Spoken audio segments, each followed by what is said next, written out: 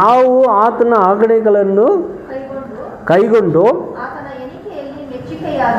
ಆತನ ಎಣಿಕೆಯಲ್ಲಿ ಮೆಚ್ಚುಗೆಯಾದದ್ದು ಕಾರ್ಯಗಳನ್ನು ಮಾಡುವವರಾಗಿರೋದ್ರಿಂದ ಏನು ಬೇಡಿಕೊಂಡರು ಆತನಿಂದ ಹೊಂದುವರು. ನೋಡಿದ ಅದು ಎಷ್ಟು ಒಂದು ಸರಿಯಾದ ಸತ್ಯಗಳಾಗಿದೆ. ನಾವು ಆತನ ಆಜ್ಞೆಗಳನ್ನು ಕೈಗೊಂಡು ನಡೆದು ಆತನ ಎಣಿಕೆಯಲ್ಲಿ ಮೆಚ್ಚುಗೆಯಾದ ಕಾರ್ಯಗಳನ್ನು ನಾವು ಮಾಡುವಾಗ ಅದು ನಾವು ಅದರ ಮುಖಾಂತರವಾಗಿ ನಾವು ಬೇಡುವಂಥ ಕಾರ್ಯಗಳು ಏನು ಬೇಡ್ತೀವೋ ಅದನ್ನೆಲ್ಲ ಕರ್ತನು ನಮಗೆ ಕೊಡ್ತಾರೆ. ಅದನ್ನು ನಾವು ಹೊಂದಿಕೊಳ್ಳುವವರಾಗಿದ್ದೀವಿ. ಹಲ್ಲೆಲೂಯಾ. ಅದು ಏನು ಅವರ ಆಜ್ಞೆ ಅಂದರೆ ಏನು? ಕರ್ತನ ಆಜ್ಞೆ ಅಂದರೆ ಏನು ಅಂದರೆ ಕೆಳಗೆ ಓದಮ್ಮ. ದೇವರ ಆಜ್ಞೆ ಏನೆಂದರೆ ನಾವು ಆತನ ಮಗನಾದ ಯೇಸು ಕ್ರಿಸ್ತನ ಹೆಸರನ್ನು ನಂಬಿ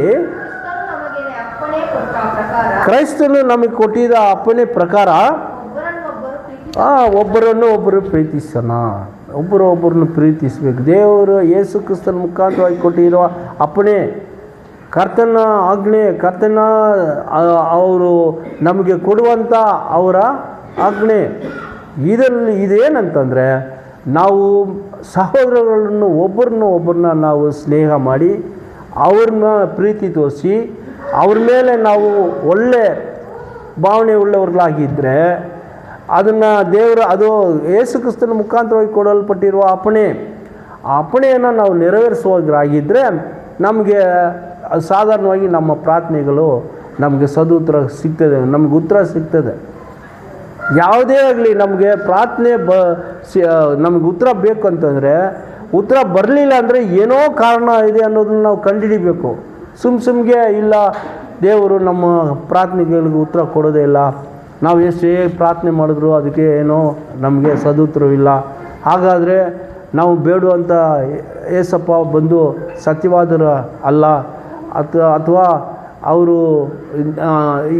ಅವ್ರು ನಂಬಿ ನಾವು ಪ್ರಾರ್ಥನೆ ಮಾಡೋದು ಏನಕ್ಕೆ ಎನ್ನುವುದೆಲ್ಲ ನಮ್ಮ ಮನಸ್ಸಿನಲ್ಲಿ ಇನ್ನೇನು ಇರಬಾರ್ದು ಅಂತ ಒಂದು ದುರ್ಕ್ರಿಯೆಗಳು, ದುರ್ಯೋಚನೆಗಳು ಇರಬಾರ್ದು.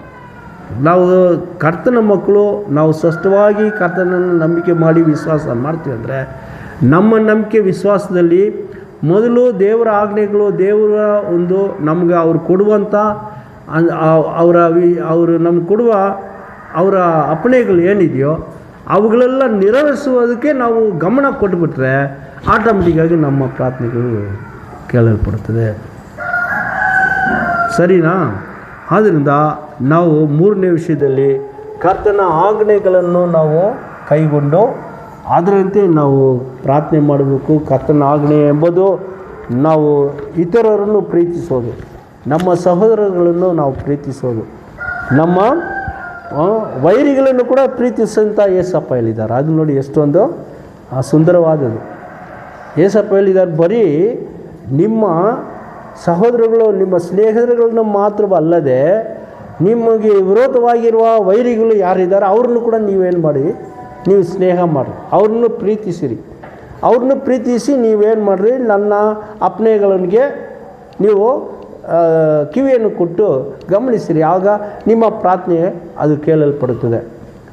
ಶತ್ರುಗಳು, ವೈರಿಗಳು, ನಮಗೆ ವಿರೋಧಿಗಳಾಗಿರೋರು ಅದನ್ನು ಕೇಳಬೇಕಾದ್ರೆ ನಮಗೇನು ಉಚಿತನವಾಗಿದೆ ಅಲ್ಲ, ಇದೇನು ನನಗೆ ಅವನು ಎಷ್ಟು ದ್ರೋಹ ಮಾಡ್ತಾನೆ, ನನಗೆ ಅವಮಾನ ಮಾಡಿಸ್ತಾನೆ, ನಮಗೆ ಎಷ್ಟೋ ಹಿಂಸೆ ಕೊಡ್ತಾನೆ, ಅವನಿಂದ ನನಗೆ ಎಷ್ಟು ಸಂಚಲ ಕಷ್ಟಗಳು, ಅವನು ಅಂತ ಮಾತ್ರ ಹೇಳ್ಕೊಬೇಡ್ರಿ, ಅವಳು ಅಂತ ಕೂಡ ಹೇಳ್ಕೊಳ್ರಿ.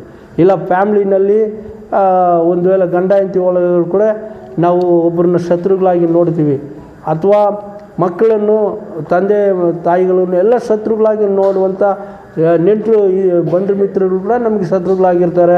ಹೊರಗಡೆ ಇರೋ ಜನಗಳೆಲ್ಲ ಶತ್ರುಗಳಾಗಿರ್ತಾರೆ, ನಾವು ಅವ್ರಿಗೆ ಶತ್ರುಗಳಾಗಿರ್ತೀವಿ. ಇದು ಶತ್ರುಗಳು ಎಲ್ಲ ರೀತಿಯಲ್ಲೂ ಇದೆ. ಇದರಲ್ಲಿ ಇಂಥ ಒಂದು ಪರಿಸ್ಥಿತಿಯಲ್ಲೇ ನಾವು ಎಲ್ಲರೂ ಜೀವನ ಮಾಡೋದು. ಆದರೆ ಇಂಥ ಒಂದು ಪರಿಸ್ಥಿತಿಯಲ್ಲಿ ಕೂಡ ಈ ರೀತಿಯಲ್ಲಿ ಇರಬೇಕಾದ್ರೆ ಏಸಪ್ಪ ಏನು ಹೇಳ್ತಾರೆ, ಅವ್ರ ಅಪ್ಪಣೆ ಏನು, ಅವ್ರ ಆಜ್ಞೆ ಏನಂತಂದರೆ, ನೀವು ನಿಮ್ಮಲ್ಲಿ ಎಷ್ಟು ಪ್ರೀತಿಯಾಗಿ ಇರಬೇಕು ಅಂಥೇಳಿ ನೀವು ಯೋಚನೆ ಮಾಡ್ತೀರ. ಅದೇ ಥರ ಇತರರು ಪ್ರೀತಿಯಾಗಿರಬೇಕು, ಅವರು ಚೆನ್ನಾಗಿರಬೇಕು, ನೀವು ಚೆನ್ನಾಗಿರಬೇಕು ಅನ್ನೋದ್ರ ಥರ ಅವರು ಇರಬೇಕು. ಅದನ್ನು ಶತ್ರುಗಳ ಹತ್ರ ನಾವು ತೋರಿಸಿರಿ. ಸ್ನೇಹಿತರುಗಳು ಮಾತ್ರವಲ್ಲ, ಶತ್ರುಗಳು ನಿಮ್ಮ ವಿರೋಧಿಗಳನ್ನ ಕೂಡ ನೀವು ಸ್ನೇಹಿಸಿರಿ ಅಂತಾರೆ. ಅದಕ್ಕೆ ಅವರು ಮೊದಲು ಅದನ್ನು ನಮಗೆ ಮಾಡಿ ತೋರಿಸಿದ್ದಾರೆ. ಏಸಪ್ಪ ಮೊದಲು ಅವ್ರು ಮಾಡಿ ತೋರಿಸಿದ್ದಾರೆ. ಅವ್ರು ಮಾಡಿದ್ದಕ್ಕೇ ಮಾಡುವಂಥ ದೇವರಾಗಿರೋದ್ರಿಂದಾನೇ ಈ ಥರ ಒಂದು ಅಪ್ಪಣೆಯನ್ನು, ಈ ಥರ ಆಜ್ಞೆಗಳನ್ನು ಅವ್ರು ಕೊಡ್ತಾರೆ. ಎಲ್ಲಿ ಅದನ್ನು ನಿರ್ವಹಿಸಿದ್ದಾರೆ ನಿಮ್ಗೆ ಗೊತ್ತಾ? ಎಲ್ಲಿ? ಕಲ್ವಾರಿ ಗುರುಜಿಯಲ್ಲಿ ಏನೋ ಅವ್ರನ್ನ ಶಿಲುಬೆಗೆ ಶತ್ರುಗಳು ಹಾಕಿದ್ದಾರೆ. ಅವ್ರನ್ನ ಇನ್ನೇನು ಕೊಂದಾಕ್ಬೇಕಂತೇಳಿ, ಅದನ್ನ ಯಜ್ಞವಾಗಿ ಆಗಬೇಕಂತೇಳಿ ಅವನ್ನ ಯಜ್ಞಪಡಿಸ್ತಾರೆ, ಅಂದರೆ ಕೊಲೆ ಮಾಡ್ತಾರೆ. ಕೊಲೆ ಮಾಡುವುದಕ್ಕೆ ಜನ ಬಂದು ಹಿಂಸೆ ಕೊಟ್ಟು ಅಷ್ಟೊಂದು ತೊಂದರೆಗಳು ಕೊಟ್ಟು ಏಸಪ್ಪನಿಗೆ ಕೊಡಬಾರ್ದಂಥ ಎಲ್ಲ ಬಾಧೆಗಳನ್ನು ಕೊಟ್ಟು ಅದು ನೋಡಿ ಏನು ಮಾಡ್ತಾರೆ, ಪರಿಹಾಸ ಮಾಡಿ ನಗ್ತಾರೆ, ಏನೇನೋ ಮಾಡ್ತಾರೆ. ಆದರೂ ಕೂಡ ಅವ್ರನ್ನ ಏಸಪ್ಪ ಏನು ಮಾಡ್ತಾರೆ, ತಂದೆಯೇ ಇವ್ರುಗಳೆಲ್ಲ ಏನೇ ತಿಳಿಯದೆ ಈ ತಪ್ಪುಗಳನ್ನು ಮಾಡ್ತಿದ್ದಾರೆ, ಇವ್ರನ್ನ ಕ್ಷಮಿಸ್ರಿ. ಇವ್ರು ಮಾಡೋದು ಏನು ಅನ್ನೋದನ್ನು ಅವ್ರಿಗೆ ಗೊತ್ತಿಲ್ಲದೆ ಇಂಥ ತಪ್ಪು ಮಾಡ್ತಿದ್ದಾರೆ. ಅವ್ರನ್ನ ದೇವ್ರ ಹತ್ರ ಇವರು ಏಸಪ್ಪ ಪ್ರಾರ್ಥನೆ ಮಾಡ್ತಾರೆ, ತಂದೆ ಇವ್ರನ್ನ ಕ್ಷಮಿಸಿರಿ ಅಂತೇಳಿ. ಇನ್ನೂ ಸ್ವಲ್ಪ ಹೊತ್ತರೊಳಗೆ ಪ್ರಾಣ ಹೋಗೋ ಪರಿಸ್ಥಿತಿ. ಯಾಕಂದರೆ ಕೈಗಳಿಗೆ ಮೊಳೆ ಹಾಕಿದ್ದಾರೆ, ಕಾಲುಗಳಿಗೆ ಮೊಳೆ ಹಾಕಿದ್ದಾರೆ, ಮತ್ತು ತಲೆಯಲ್ಲಿ ಮುಳ್ಳು ಕಿರೀಟಗಳು ಹಾಕಿದ್ದಾರೆ.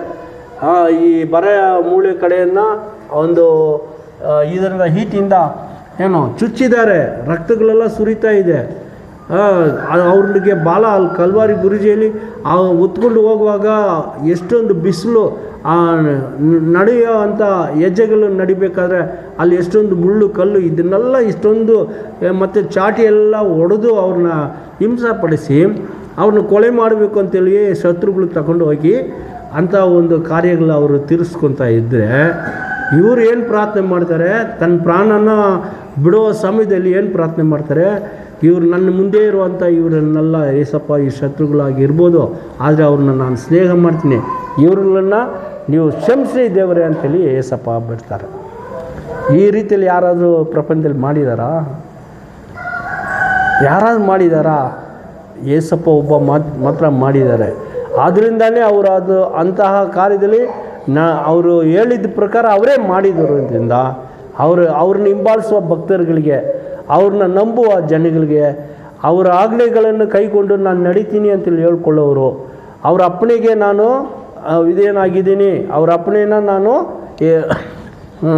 ಸ್ವೀಕರಿಸ್ಕೊಂಡಿದ್ದೀನಿ, ನಾನು ಅದರಂತೆ ನಡೀತೀನಿ ಅಂತ ಹೇಳೋರು, ಏಸಪ್ಪನ ನಡೆದ ಪ್ರಕಾರ ನಡಿಬೇಕು. ಅವ್ರು ಹೇಳ್ತಾರೆ, ಶತ್ರುಗಳನ್ನು ಸ್ನೇಹ ಮಾಡಿರಿ, ನಿಮ್ಮ ಸಹೋದರಗಳನ್ನ, ನಿಮ್ಮ ಸ್ನೇಹಿತರುಗಳನ್ನ ನೀವು ಸ್ನೇಹ ಮಾಡಿರಿ, ನಿಮ್ಮ ಮನೆಯಲ್ಲಿರುವ ನಿಮ್ಮ ಹೆಂಡತಿಯನ್ನು ಸ್ನೇಹ ಮಾಡು, ನಿನ್ನ ಗಂಡನ್ನು ನೀನು ಸ್ನೇಹ ಮಾಡು, ನಿನ್ನ ತಂದೆ ತಾಯಿಗಳೇ ನೀನು ಸನ್ಮಾನಿಸಿ ಅವ್ರನ್ನ ಸ್ನೇಹಿಸು, ಅವ್ರನ್ನ ಪ್ರೇಮಿಸು. ಹೀಗೆ ತಂದೆ ತಾಯಿ ಎಲ್ಲ ಪ್ರಜೆಗಳು ಒಬ್ರಿಗೊಬ್ಬರು ಪ್ರೀತಿಯ ಸಹವಾಸದಲ್ಲಿ ಒಬ್ರಿಗೊಬ್ಬರು ಈ ಪ್ರಪಂಚದಲ್ಲಿ ಒಂದು ಹೃದಯದಲ್ಲಿ ನಿಜವಾದ ಪ್ರೀತಿಯ ಒಂದು ಮನಸ್ಸುಳ್ಳವ್ರಿಗೆ ಮಾತ್ರನೇ ದೇವರ ಚಿತ್ತಗಳಲ್ಲಿ ಏನೇನು ನಮಗೆ ಸಿಕ್ಕಬೇಕೋ ಅವ್ರು ಕೊಡಬೇಕಾಗಿರೋ ಸದುತ್ತರಗಳೆಲ್ಲ ನಮಗೆ ಸಿಕ್ಕೇ ಸಿಗ್ತದೆ. ಇಲ್ಲ ಅಂದರೆ